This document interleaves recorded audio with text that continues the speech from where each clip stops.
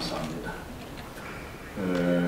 사실 이 자리에는 아마 6.25 전쟁 당시에 납북당하신 인사들의 그 가족들이 제일 많이 오신 줄로 알고 있는데 일일이 다 이렇게 증언해드릴 수 있는 기회가 없어서 유감입니다만은 최승생의 그 증언을 통해서 당시 그 비참한 계획적인 그런 납치 범죄가 무엇이었는가를 여러분들 들으셨습니다.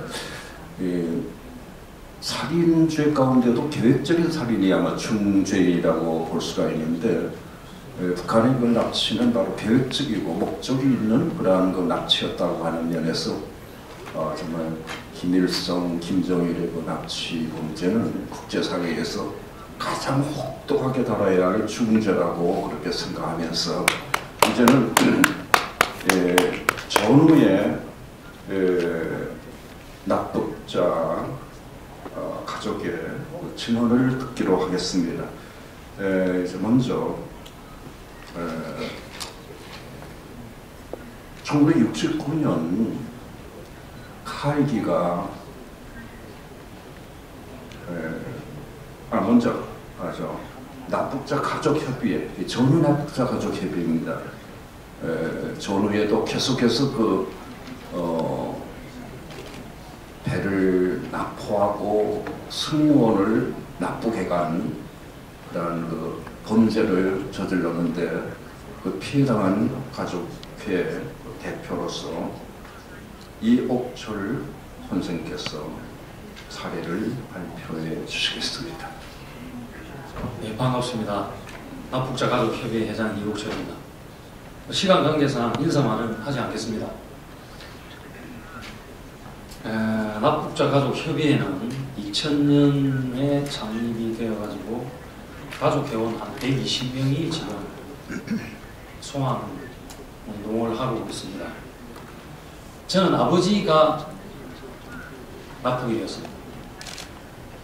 1972년 12월 28일 날 서해 백령도 근해에서 오귀잡이를 하던 여성입니다. 보고 외에는 진상규명이 된 사항이 없기 때문에 사례 발표를 할 수가 없습니다. 참담합니다. 여기 뭐 정부 관계자가 왔는지 모르지만 한마디로 열받습니다. 사례 발표를 해야 되는데 하지 못하는 제 심정은 찢어집니다.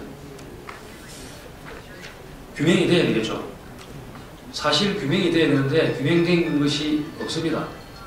정부도 규명을 하려는 노력조차 하지 않고 있습니다. 가족은 지금 그 납북자 전체 전쟁 이후에 납치 피해자가 517명입니다. 근데 이분들 정말 만나는 것이 목적입니다. 그나마 생사학이라고 한번 하는 것이 죽기 전에의 소원인데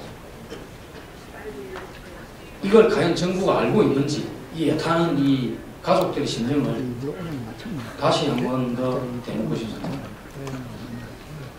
그 납북자 가족들은 저도 마찬가지지만 많은 납북자 가족들이 사례가 있습니다만은 많이 납북이 되고 나서 가족들이 많이 힘들게 생활했습니다. 경제적으로도. 뭐 경제적으로 하면은 뭐 60, 70년도에 그 부양을 할 수 있는 가장이 있어도 보리밥 먹기도 힘들었는데 가장이 납북됨으로 해서 정말 밀가루도 못 먹는 그런 비참한 삶을 살았다는 것을 여기서 말씀 좀 드리고요. 그 다음 그 정신적인 고통은 연자제를 적용했다는 겁니다. 왜 연자제를 적용했냐면 제 사례를 좀 말씀을 드리겠습니다. 저는 아버지가 납치가 됐는데 그 한 마을에 납치 피해자가 무려 15명이 있습니다. 한 마을에, 조그만 어촌 마을에. 그런데 거기에 간첩으로 아버지가 올 수 있다라는 그 한 가지 이유로 대한민국 그 정보과 경찰 직원이 거기에 그 살림을 하면서 우리를 감시를 했습니다. 예.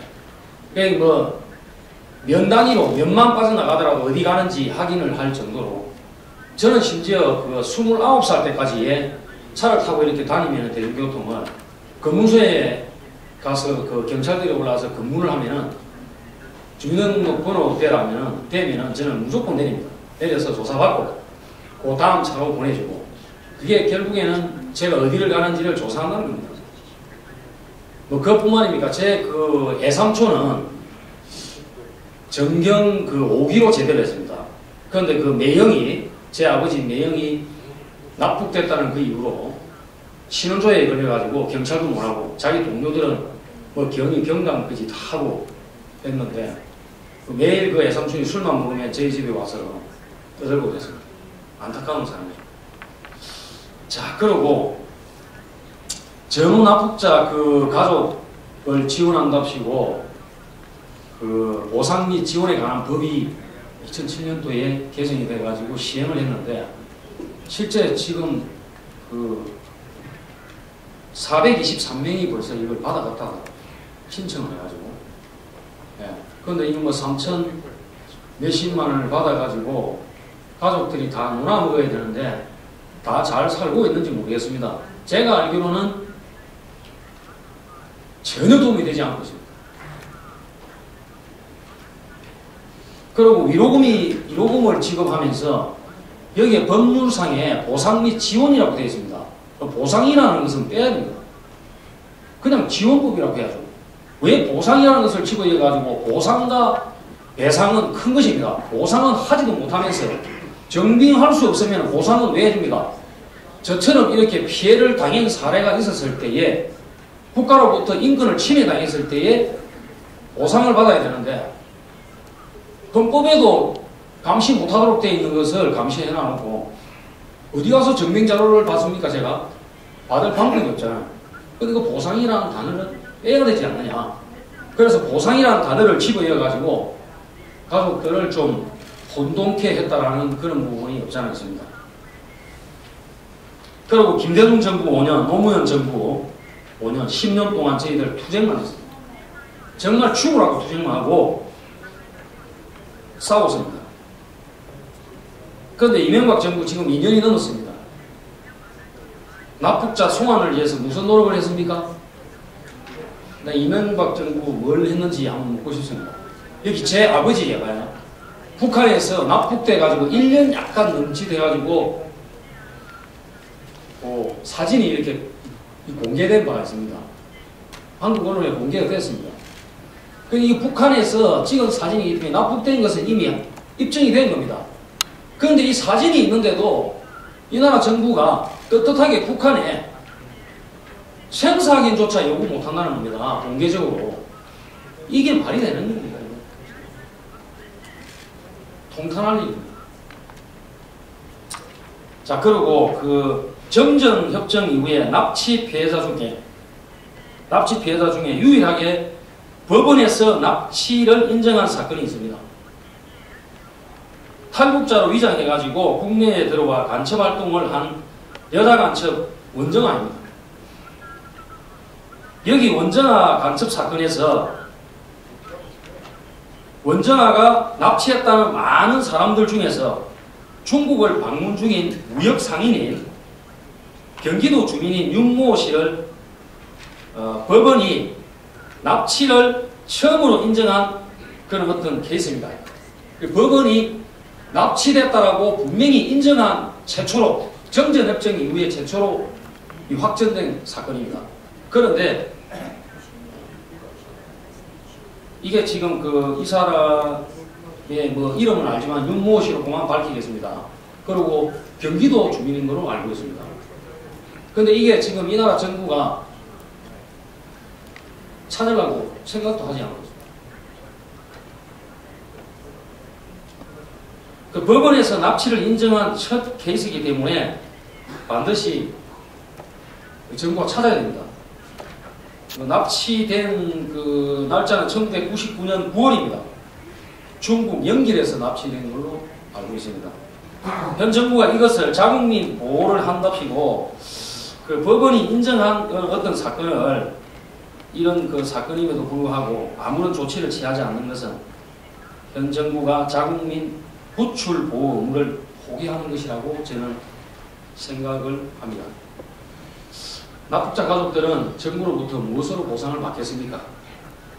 우리 가족들은 북한에 있는 가족을 정말 만나는 것입니다. 목적으로.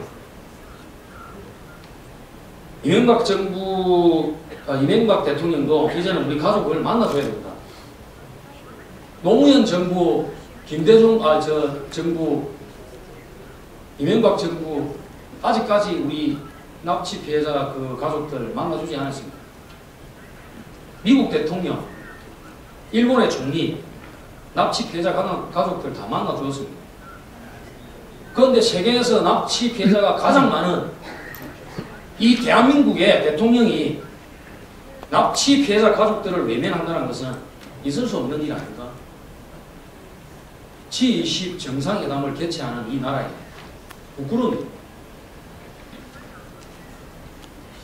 정말 그 마지막 부탁입니다. 외면하지 마시고 이제 뭔가 한 가지라도 해결해야 됩니다. 지금 제가 2000년도부터 지금 2010년까지 한 가지도 해결한 것이 없습니다. 생사 확인부터 진상 규명은 아무것도 한 것입니다. 한 가지라도 해결할 수 있도록 정말 그 당정청이 우리 가족들한테 귀를 기울이고 좀 관심을 가져주시기를 끝으로 부탁을 드리면서 마치겠습니다. 감사합니다.